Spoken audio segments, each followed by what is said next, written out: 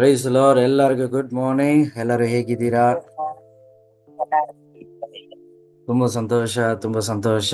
ದೇವರು ನಮ್ಮೆಲ್ಲರನ್ನು ಒಂದು ಒಳ್ಳೆ ಬಲದಿಂದ ಕೃಪೆಯಿಂದ ತುಂಬಿಸಿ ಮತ್ತೊಂದು ದಿನವನ್ನು, ವಾರವನ್ನು, ತಿಂಗಳನ್ನು ದೇವರು ಕಾಣುವಂತೆ ಕರ್ತನು ನಮ್ಮ ಜೀವಿತದಲ್ಲಿ ಆತನು ಅದ್ಭುತ ಮಾಡಲಿ ಯಾವಾಗಲೂ ನಮ್ಮ ಜೊತೆಗೇ ಇರುವ ದೇವರಾಗಿದ್ದಾರೆ. ಹಲ್ಲೆಲೂಯಾ.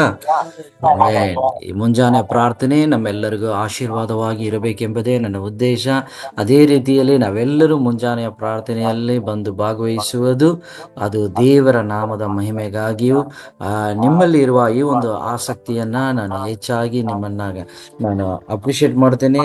ಅದು ತುಂಬಾ ಒಂದು ಸಂತೋಷವಾದ ಕಾರಣವೇನೆಂದರೆ, ಯಾವಾಗ ಯಾರು ದೇವರನ್ನ ಮುಂಜಾನೆ ಸಮಯದಲ್ಲಿ ಮೊದಲು ದೇವರು ಎಂಬುದಾಗಿ ನಾವು ಹುಡುಕುತ್ತೀವೋ ಆವಾಗ ಆ ದಿನವು, ನಮ್ಮ ಜೀವಿತವು ಸಂಪೂರ್ಣವಾಗಿ ದೇವರ ಸಮಾಧಾನದಿಂದ ತುಂಬಿರುವುದಾಗಿರುತ್ತದೆ.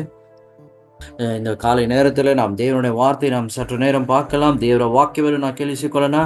ಬೈಬಲ್ ಇರುವರು ನಾವು ತೆಗೆದುಕೊಳ್ಳೋಣ. ನಿಮ್ಮ ಸತ್ಯವೇದವನ್ನು ಯಾವತ್ತು ನಾವು ಬೈಬಲನ್ನು ತೆಗೆದು ಇಟ್ಟುಕೊಂಡು ಮುಂಜಾನೆ ಪ್ರಾರ್ಥನೆಯಲ್ಲಿ ನಾವು ಕುಳಿತುಕೊಳ್ಳೋಣ. ಲೂಕ ಬರೆದ ಸುವಾರ್ತೆಯ ಪುಸ್ತಕ ಅದರ 22ನೇ ಅಧ್ಯಾಯ 46ನೇ ವಚನ. ಲೂಕ 22:46. ಲೂಕ 22ஆம் அதிகாரம் 46வது வசனம். Luke chapter 22 verse 46. ನೀವು ನಿದ್ರೆ ಮಾಡುವುದೇನು? ಶೋಧನೆಗೆ ಒಳಗಾಗದಂತೆ ನೀವೇನ್ ಮಾಡ್ಬೇಕಂತೆ? ಪ್ರಾರ್ಥಿಸಿರಿ. ಹಲ್ಲೆಲೂಯ. ಶೋಧನೆಗೆ ಒಳಗಾಗದೆ ಪ್ರಾರ್ಥಿಸಿರಿ. ಶೋಧನೆ ಅಂದ್ರೆ ಏನು? ಶೋಧನೆಗೆ ಬರೋದಕ್ಕೆ ಮುಂಚೆ ಎಲ್ಲರೂ ಆ ಒಂದು ಶೋಧನೆ ಬರುವಾಗ ಅನೇಕರಿಗೆ ಶೋಧನೆ ಬಗ್ಗೆ ಗೊತ್ತಿರುತ್ತದೆ, ಕೆಲವರಿಗೆ ಶೋಧನೆ ಬಗ್ಗೆ ಗೊತ್ತಿರೋದಿಲ್ಲ. ಗೊತ್ತಿಲ್ಲದಿರೋರು ಏನ್ ಮಾಡ್ತಾರೆ? ನಿದ್ರೆಯನ್ನು ಮಾಡುವರಾಗಿರ್ತಾರೆ. ಸೊ ಶೋಧನೆಯಲ್ಲಿ ಇರುವವರಿಗೆ ದೇವರು ಈ ಒಂದು ಕಾರ್ಯವನ್ನು ಹೇಳ್ತಾ ಇದ್ದಾರೆ. ಶೋಧನೆಯಲ್ಲಿ ಇರುವ ನೀವು ಒಂದು ವೇಳೆ ಶೋಧನೆ ಒಳಗೆ ಹೋಗದಂತೆ ಎಚ್ಚೆತ್ತು ಪ್ರಾರ್ಥಿಸಿರಿ, ಎದ್ದು ಪ್ರಾರ್ಥಿಸಿರಿ ಎಂಬುದಾಗಿ ಇಲ್ಲಿ ನಾವು ನೋಡ್ತಾ ಇದ್ದೀವಿ. ಇವತ್ತು ಅನೇಕರ ಜೀವಿತದಲ್ಲಿ ನಾವು ಪ್ರಾರ್ಥನೆ ಎಂಬುದಾದ ಒಂದು ವಿಷಯವನ್ನು ನಾವು ಕಲಿಯುತ್ತಾ ಬರುತ್ತಾ ಇರುವಾಗ ನಮ್ಮ ಜೀವಿತವನ್ನು ಯಾರು ನಡೆಸ್ತಾ ಇದ್ದಾರೆ? Who is leading your journey? ನಿಮ್ಮ ಜೀವಿತವನ್ನು ಯಾರು ನಡೆಸ್ತಾ ಇದ್ದಾರೆ? ನಿಮ್ಮ ಮುಂದೆ ಯಾರು ಹೋಗ್ತಾ ಇದ್ದಾರೆ? ಪ್ರತಿದಿನ ನಾವು ಎದ್ದೊಳ್ತೀವಿ, ಪ್ರತಿದಿನ ನಮ್ಮ ಕಾರ್ಯಗಳನ್ನು ಮಾಡ್ತಾ ಇದ್ದೀವಿ, ಪ್ರತಿದಿನ ನಮ್ಮ ಜೀವಿತದಲ್ಲಿ ಯಾರು ಮುಂದೇನು ನಡೀತಾ ಇದೆ? ನಮ್ಮ ಮೊದಲನೆಯ ಕಾರ್ಯ, ನಾವು ಒಂದು ದಿನ ಬೆಳಗ್ಗೆ ಎದ್ದೊಳ್ಳುವಾಗ ನಮ್ಮ ಮನಸ್ಸಲ್ಲಿ ಮೊದಲನೇ ಕಾರ್ಯ ಬರುವುದು ಏನು? ಇವತ್ತು ನಮ್ಮ ಜೀವಿತದಲ್ಲಿ ನಮಗೆ ಕೆಲಸ ಆಗಬೇಕು, ನಮಗೆ ಆರೋಗ್ಯ ಉಂಟಾಗಬೇಕು, ನಮಗೆ ಒಂದು ಅದ್ಭುತ ಆಗಬೇಕು ಎಂಬುದಾಗಿ ನಾವು ಯಾರು ಹೇಳುವುದನ್ನು ನಾವು ಕೇಳಿಸ್ಕೊಳ್ತಾ ಇದ್ದೀವಿ. ನಮ್ಮ ದಿನವು ಹೇಗೆ ನಾವು ಪ್ರಾರಂಭಿಸ್ತಾ ಇದ್ದೀವಿ? ದೇವರನ್ನ ನಂಬಿ ನಮ್ಮ ದಿನವನ್ನು ನಾವು ಪ್ರಾರಂಭಿಸಬೇಕು ಪ್ರಿಯರ. ದೇವರು ನಿಮ್ಮ ಮುಂದೆ ಹೋಗುವುದಾದರೆ, ದೇವರನ್ನು ನಾವು ಹುಡುಕುವುದಾದರೆ, ದೇವರನ್ನು ಬೆಳಗ್ಗೆಯ ಸಮಯದಲ್ಲಿ ನಾವು ಹುಡುಕುವರಾದರೆ ನಮ್ಮ ಜೀವಿತದಲ್ಲಿ ನಾವು ಬೀಳದೆ ನಾವು ಮುಂದೆ ನಡೆಯುವರಾಗಿರುತ್ತೇವೆ. ಹಲ್ಲೆಲೂಯ. ಒಂದು ಮಗು ಎದ್ದೊಳ್ಳುವಾಗ ಪ್ರತಿದಿನ ಆ ಮಗು, ಇವಾಗ ಎಲ್ಲರೂ ಮಗುವನ್ನು ನೋಡಿರ್ತೀರಾ, ಮಗು ಹೆತ್ತವರು ನೀವು ನೋಡಿರ್ತೀರಾ. ಆ ಮಗು ಬೆಳಗ್ಗೆ ಸಮಯದಲ್ಲೋ ರಾತ್ರಿಯ ಸಮಯದಲ್ಲೋ ಯಾವ ಸಮಯದಲ್ಲಿ ಆ ಮಗು ನಿದ್ದೆ ಬಿಟ್ಟು ಎದ್ದೊಳ್ಳುವಾಗ ತಂದೆ ತಾಯಿ ಏನ್ ಮಾಡ್ತಾ ಇರ್ತಾರೆ? ಯಾರಾದ್ರೂ ಒಬ್ರು ನೋಡ್ತಾನೇ ಇರ್ತಾರೆ, ಕಾಯ್ತಾನೇ ಇರ್ತಾರೆ. They'll be waiting when the child gets up. ಆ ಮಗು ಯಾವಾಗ ಎದ್ದೊಳ್ಳುತ್ತೆ ಎಂಬುದಾಗಿ ಅವರು ಕಾಯ್ತಾನೇ ಇರುವಾಗ அந்த நேரத்துக்கு எல்லாருமே காத்து கொண்டிருக்கும் போது அந்த குழந்தை எழும்பும் போது அது ஒரு நாளில 2 முறை இருக்கலாம், 5 முறை இருக்கலாம்.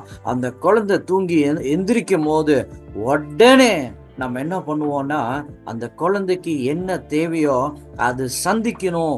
அந்த குழந்தைக்கு ஒருவேளை பசியா அழுதா, இல்ல அந்த குழந்தைய எழுப்பி நிற்க வைக்கணுமா, இல்ல அந்த குழந்தைக்கு துணியை மாத்தணுமா, இல்ல அந்த குழந்தைய குளிக்க வைக்கணுமா?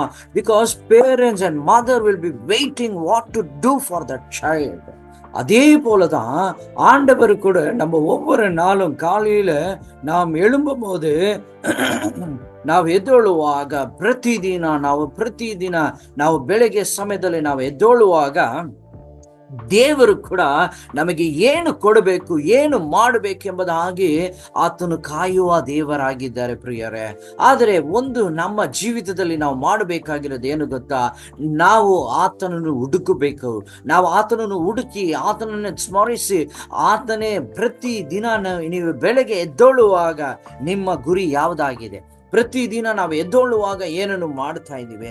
ಇಲ್ಲಿ ಈ ವಚನದಲ್ಲಿ ನಾವು ನೋಡ್ತಾ ಇದ್ದೀವಿ, why do you sleep? Why do you sleep?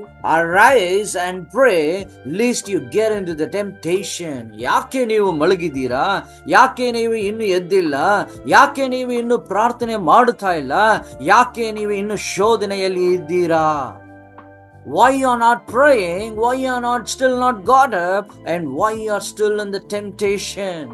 ஏன் நீங்க சோதனையில இருக்கிறீங்க? ஏன் நீங்க எழும்பல? ஏன் நீங்க ஜெபிக்கல என்று கர்த்தர் நம்மளை நோக்கி இந்த வசனத்தின் மூலியமாய் கேட்கிற தேவனாய் இருக்கிறார். இன்னைக்கு ஏன் எழும்பல, ஏன் அப்படின்னு நம்ம பார்க்கும் போது இந்த இடத்துல தூக்கத்தை சொல்லுகிறது நம்மளுடைய ஆவிக்குரிய, நம்மளுடைய உள்ளான ಮನುಷ್ಯ, ನಮ್ಮ ಒಳಗಿನ ಇರುವ ಮನುಷ್ಯ ಆತನು ಏನ್ ಮಾಡ್ತಾ ಇದ್ದಾನೆ? ನಮ್ಮ ಸೃಷ್ಟಿ ಕರ್ತನಾದ ದೇವರನ್ನು ಹುಡುಕದೆ ಆ ಒಳಗಿನ ಮನುಷ್ಯ ಇನ್ನು ಮಲಗಿರುವನಾಗಿದ್ದಾನೆ. ನಾವು ಈ ಭೂಮಿನಲ್ಲಿ ಬಂದಿರುವುದು ಮಲಗಿ ನಮ್ಮ ಸಮಯವನ್ನು ವ್ಯರ್ಥ ಮಾಡಿ ಪ್ರತಿದಿನ ನಮ್ಮ ಕೆಲಸವನ್ನು, ನಮ್ಮ ಕಾರ್ಯವನ್ನು ನೋಡಿಕೊಳ್ಳೋದಕ್ಕೆ ಮಾತ್ರವೇ ಅಲ್ಲ, ಆದರೆ ನಮ್ಮನ್ನು ಸೃಷ್ಟಿ ಮಾಡಿದ ಕರ್ತನನ್ನು ನಾವು ಬೆಳಗ್ಗೆ ಸಮಯದಲ್ಲಿ ನಾವು ಆತನನ್ನು ಹುಡುಕುವರಾಗಿರಬೇಕು. ಹಲ್ಲೆಲೂಯಾ. ಈ ವಾಕ್ಯವನ್ನು ಕೇಳುತ್ತಾ ಇರುವ ಎಲ್ಲರಿಗೂ ನಾನು ನನ್ನ ತುಂಬ ಹೃದಯದ ಆಳದಿಂದ ನಾನು ವಿನಂತಿ ಮಾಡಿಕೊಳ್ಳುವುದು ಏನೆಂದರೆ, ನಾವು ಎದ್ದು ಪ್ರಾರ್ಥಿಸಬೇಕು. ಹಲ್ಲೆಲೂಯಾ. ನಾವು ಎದ್ದು ಪ್ರಾರ್ಥಿಸಬೇಕು. ಯಾವಾಗ ನಾವು ಪ್ರಾರ್ಥಿಸಿದ್ದೇವೋ ಅದು ದೇವರು ನಮ್ಮಲ್ಲಿ ಬಲಪಡಿಸಿ ನಡೆಸುವರಾಗಿರ್ತಾರೆ. ಅನೇಕ ಸಮಯದಲ್ಲಿ ಶೋಧನೆಗಳು ನಮ್ಮಲ್ಲಿ ಹೆಚ್ಚಾಗಿ ಬರುವಾಗ, ಇಲ್ಲಿ ಶೋಧನೆ ಬರೋದಕ್ಕೆ ಮುಂಚೆನೆ ನಾವೇನು ಮಾಡಬೇಕಂತೆ? ಪ್ರಾರ್ಥಿಸಬೇಕು. ಅನೇಕ ಸಾರಿ ಶೋಧನೆಗಳಲ್ಲಿ ನಮ್ಮಲ್ಲಿ ಇರುವಾಗ, ಅನೇಕ ಸಾರಿ ಬಲಹೀನತೆಯಲ್ಲಿ ಇರುವಾಗ, ಅನೇಕ ಸಾರಿ ನಮಗೆ ಬೇಕಾಗಿರೋ ಅಗತ್ಯದ ಮಧ್ಯದಲ್ಲಿ ಸಿಲುಕಿಕೊಂಡಿರುವಾಗ, ಅನೇಕ ರೀತಿಯಾದ ಬಂಧನದಲ್ಲಿ ಸಿಲುಕಿಕೊಂಡಿರುವಾಗ, ಅನೇಕ ರೀತಿಯಾದ ಅನಾರೋಗ್ಯದ ಕಾರ್ಯದಲ್ಲಿ ಸಿಲುಕಿಕೊಂಡಿರುವಾಗ ನಮಗೆ ಪ್ರಾರ್ಥನೆ ಬರೋದಿಲ್ಲ. ನಾವು ಎದ್ದು ಕೂತ್ಕೊಂಡಿರ್ತೀವಿ, ನಾವು ಎದ್ದು ಹಾಸಿಗೆ ಮೇಲೆ ಇರ್ತೀವಿ, ಆದರೆ ಪ್ರಾರ್ಥನೆ ಬರೋದಿಲ್ಲ. ಅದನ್ನ ನೋಡಿನೇ ದೇವರು ಹೇಳ್ತಾ ಇದ್ದಾರೆ, ಯಾಕೆ ನೀವು ನಿಮ್ಮ ಮನಸ್ಸಲ್ಲಿ ಇನ್ನು ಮಲಗುತ್ತಾ ಇದ್ದೀರಾ? Still why do you sleep? ಯಾಕಂದರೆ ದೇವರು ಕೇಳುವುದು ಏನೆಂದರೆ, ನಾವು ಎಚ್ಚೆತ್ತು ದೇವರನ್ನು ಹುಡುಕುವರಾಗಿರಬೇಕೆಂಬುದಾಗಿ. ನಾವು ನೋಡೋದಾದ್ರೆ ನಾವು ಒಂದು ವಿಷಯವನ್ನ ಈ ದಿನದಲ್ಲಿ ನಾವು ಕಲಿಯೋಣ. ಆ ವಿಷಯ ಏನೆಂದರೆ ಕನ್ಸಿಸ್ಟೆನ್ಸಿ. ಹಂಗಂದ್ರೆ ಸ್ಥಿರಚಿತ್ತ, ಸ್ಥಿರರಾಗಿರೋದು, ಸ್ಥಿರರಾಗಿ ನಿಲ್ಲುವುದು. ಸ್ಥಿರತೆ ನಮ್ಮಲ್ಲಿ ಬೇಕು. ಎಲ್ಲರೂ ಹೇಳೋಣ, ஸ்திரமானது, கன்சிஸ்டன்சி, ಸ್ಥಿರமா இருக்க வேண்டும். ಸ್ಥಿರತೆ ನಮ್ಮಲ್ಲಿ ಬೇಕು. ಹಂಗಂದ್ರೆ ಏನು? ಸ್ಥಿರಚಿತ್ತವೆಂದರೆ ಏನು? ಸ್ಥಿರಚಿತ್ತವೆಂದರೆ ನಾವು ಹಿಡಿದುಕೊಂಡಿರುವುದನ್ನ ನಾವು ಬಿಟ್ಟು ಬಿಡಬಾರದು. நாம் பிடித்து கொண்டிருக்கிறதை நாம் விட்டு விடக்கூடாது. நேற்று தினத்தில் நாங்கள் இந்த காரியத்தை பார்க்கும்போது ನಾವು ಸಭೆಯಲ್ಲಿ ನೋಡುವಾಗ ಒಂದು ಪ್ರಾಣಿಯನ್ನು ಕುರಿತು ನಾವು ನಿನ್ನೆ ಧ್ಯಾನ ಮಾಡಿದ್ದೀವಿ. ತಮಿಳಲ್ಲಿ ಅದಕ್ಕೆ ಉಡುಂಬು ಎಂಬುದಾಗಿ ಒಂದು ಪ್ರಾಣಿಯನ್ನು ಹೇಳ್ತಾರೆ. ಅದು ಒಂದು ಚಿಕ್ಕದಾಗಿ ಇರುತ್ತದೆ, ಆದರೆ ಅದು ಬೆಟ್ಟಗಳಲ್ಲಿ, ಕಾಡುಗಳಲ್ಲಿ ಇರುವುದಾಗಿ ಒಂದು ಪ್ರಾಣಿಯಾಗಿರುತ್ತದೆ.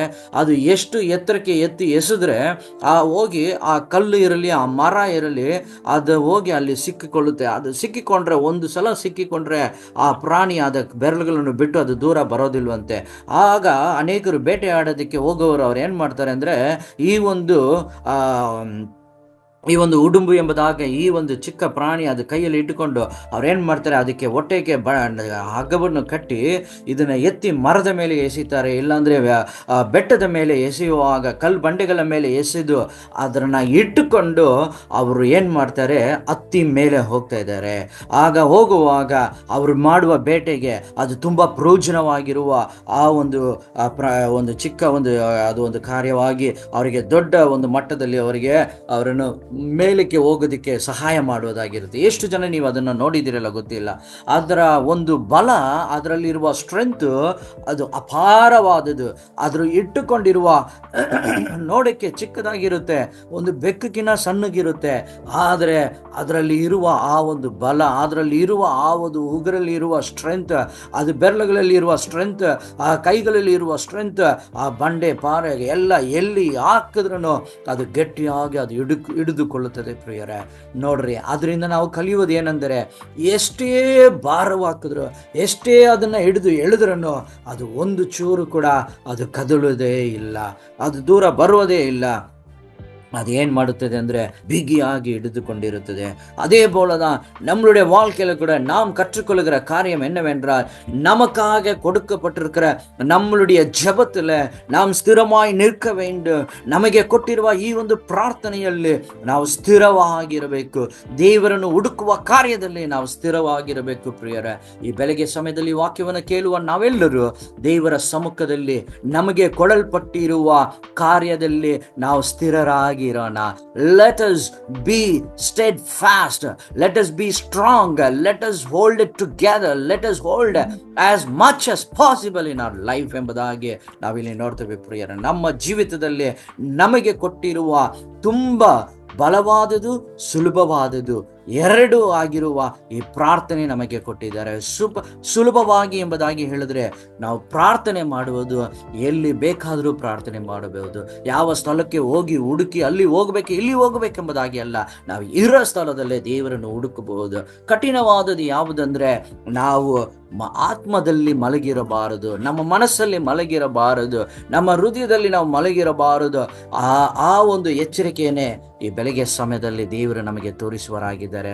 ಹೌದು ಪ್ರಿಯರೇ, ನಮ್ಮ ಎಲ್ಲರ ಜೀವಿತದಲ್ಲಿ ಪ್ರಾರ್ಥನೆ ನಮಗೆ ಬೇಕು, ಪ್ರಾರ್ಥನೆ ನಮಗೆ ಬೇಕು. ಇದನ್ನು ಯಾರೆಲ್ಲ ಸ್ವೀಕರಿಸಲು, ಇದೆಲ್ಲ ಯಾರೆಲ್ಲ ಈ ಪ್ರಾರ್ಥನೆ ನನಗೆ ಬೇಕು ಎಂಬುದಾಗಿ ಯಾರು ಹಿಡಿದುಕೊಳ್ಳುತ್ತೀರಾ, ಅದು ದೇವರು ನಿಮಗೆ ಕೊಡುವ ಒಂದು ದೇವರ ಒಂದು ವರ. ಕಾರಣವೇನೆಂದರೆ, ಇವತ್ತು ಅನೇಕರು ನಾವು ಆಲ್ರೆಡಿ ಶೋಧನೆಗೆ ಒಳಗಾಗಿದ್ದೇವೆ. ಆ ಶೋಧನೆಯಿಂದ ಹೊರಗಡೆ ಬರಬೇಕಂದ್ರೆ ಅದು ದೇವರು ಒಬ್ಬರಿಂದಲೇ ಸಾಧ್ಯ ನಮ್ಮನ್ನು ಹೊರಗಡೆ ತರಲು. ಹಾಗಾಗಿ ಇನ್ನು ಮುಂದೆ ದೇವರು ನಿಮ್ಮ ಜೊತೆ ನಡೆಯುವರಾಗಿರ್ತಾರೆ. ಯಾವಾಗ ನೀವು ಪ್ರಾರ್ಥಿಸಿ ದೇವರು ನೀವು ಹುಡುಕ್ತೀರೋ, ಆ ಸೃಷ್ಟಿಕರ್ತನು, ಈ God will go before you and where you can walk very confidently in your life.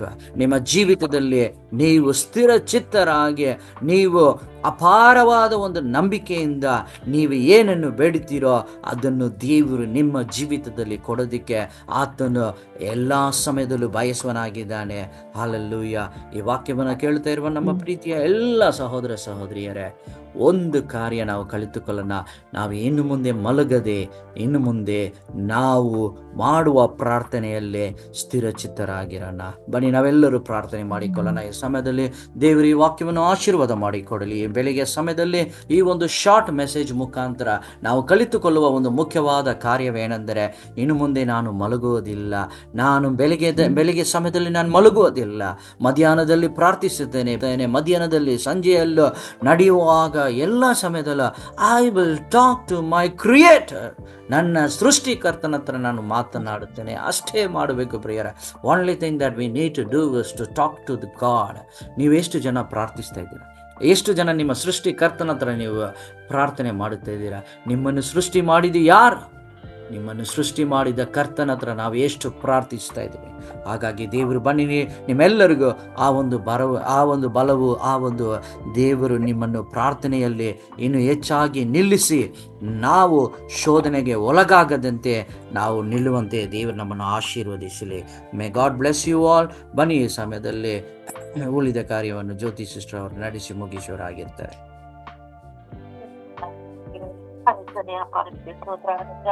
ಹೌದು ಸ್ವಾಮಿ, ಎಲ್ಲಾ ಶೋಧನೆಗಳಿಂದ ನಮಗೆ ಬಿಡಿಸಿದ ನೀನು ಒಬ್ಬನೇ ಸ್ವಾಮಿ. ನಿನ್ನ ಹೊರತು ಈ ಭೂಮಿ ಯಾವ ದೇವರು ಇಲ್ಲ ರಾಜ.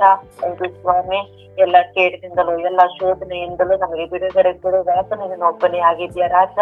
ಹೌದು ಸ್ವಾಮಿ, ಎಷ್ಟೋ ಜನ ಯಾವ ಶೋಧನೆಯಲ್ಲಿ ಸಿಲುಕಿದಾರೋ ಆದ್ರಿಂದ ನೀನು ಬಿಡುಗಡೆ ಕೊಡಬೇಕಾಗಿ ನಾವು ಪ್ರಾರ್ಥಿಸ್ತೇವೆ ತಂದೆಯಾದ ದೇವರೇ.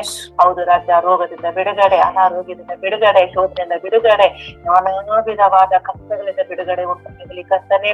ಅಪ್ಪ ಕೊಟ್ಟಂತ ವಾಕ್ಯಗಾಗಿ ಸ್ತೋತ್ರ ಸ್ವಾಮಿ. ಈ ವಾಕ್ಯದ ಪ್ರಕಾರ ನಮ್ಗೆ ಆಶೀರ್ವಾದವಾಗಿರುವುದಕ್ಕಾಗಿ ಸ್ತೋತ್ರ. ಈ ದಿನವೆಲ್ಲ ನಮ್ಮ ಎಲ್ಲ ಒಬ್ಬೊಬ್ಬರನ್ನು ಯಾವ ಶೋಧನೆಗೆ ಅಪ್ಪ ಒಳಗಾಗದಂತೆ ನಮ್ಮನ್ನ ಕಾದು ಅಪ್ಪ ಕಲ್ಲಿಗೆ ತಗಲದಂತೆ ಅಪ್ಪ ನೀವು ನಮ್ಮನ್ನ ಕಾಯುವಾತನಾಗಿದ್ಯಾ ಸ್ವಾಮಿ. ಹೌದು ರಜ ಅಪ್ಪ ಕೊಟ್ಟಂತ ಅಪ್ಪ ಸೇವೆಗಳಿಗಾಗಿ ಪ್ರಾರ್ಥಿಸ್ತೇವೆ, ಕುಟುಂಬಗಾಗಿ ಪ್ರಾರ್ಥಿಸ್ತೇವೆ. ಹೌದಪ್ಪ ಮುಂದಿನ ದಿನಗಳಲ್ಲಿ ಅನೇಕ ರೀತಿಗಳಲ್ಲಿ ನಾವು ಇನ್ನ ವಾಕ್ಯವನ್ನು ಕೇಳುವಾಗ ನಮ್ಮನ್ನು ಮಾರ್ಪಡಿಸುವುದಕ್ಕಾಗಿ ಸ್ತೋತ್ರ ತಂದೆಯಾದ ದೇವರೇ. ಪ್ರಾರಂಭದ ಮುಗಿಯವರೆಗೂ ನಮ್ಮ ಸ್ತೋತ್ರಕರನಾಗಿದ್ದು ನಿನ್ನ ಗಳಿಗಾಗಿ ಸ್ತೋತ್ರ ತಂದೆಯಾದ ದೇವರೇ. ಬರುವಂತ ದಿನಗಳಲ್ಲಿ ಎಲ್ಲಾ ಮಕ್ಕಳು ಇನ್ನು ಅನೇಕ ರೀತಿಯಲ್ಲಿ ಅಕ್ಷೀರವನ್ನು ಹೊಂದುತ್ತಲೇ ಅಪ್ಪ ನೀವು ಹಾಗೆ ಬರುವುದಕ್ಕಾಗಿ ಸ್ತೋತ್ರ ತಂದೆಯಾದ ದೇವರೇ. ಯೇಸುವಿನ ನಾಮದಲ್ಲಿ ಬೇಡುವಂತ ಇದನ್ನ ಪರಲೋಕದ ಒಳ್ಳೆಯ ತಂದೆಯೇ, ಆಮೇನ್. So God bless you. ದೇವರು ಎಲ್ಲರನ್ನು ಆಶೀರ್ವದಿಸಿ ಹೆಚ್ಚಾದ ಸ್ಥಿರಚಿತ್ತರಾಗಿ ಪ್ರಾರ್ಥನೆಯಲ್ಲಿ ಸ್ಥಿರವುಳ್ಳವರಾಗಿದ್ದು ನಾವು ದೇವರ ಕಾರ್ಯದಲ್ಲಿ ಪ್ರಾರ್ಥನೆ ಮಾಡೋರಾಗಿ ನಾವು ಮಾರ್ಪಡೋಣ. ಆಗ ದೇವರು ನಮ್ಮ ಎಲ್ಲ ಚಿಂತೆ ಭಾರಗಳನ್ನು ನೀಗಿಸುವ ದೇವರಾಗಿದ್ದು ದೇವರು ನಮ್ಮನ್ನು ಈ ದಿನದಲ್ಲಿ ನಡೆಸಲಿ. God bless you. Praise the lord.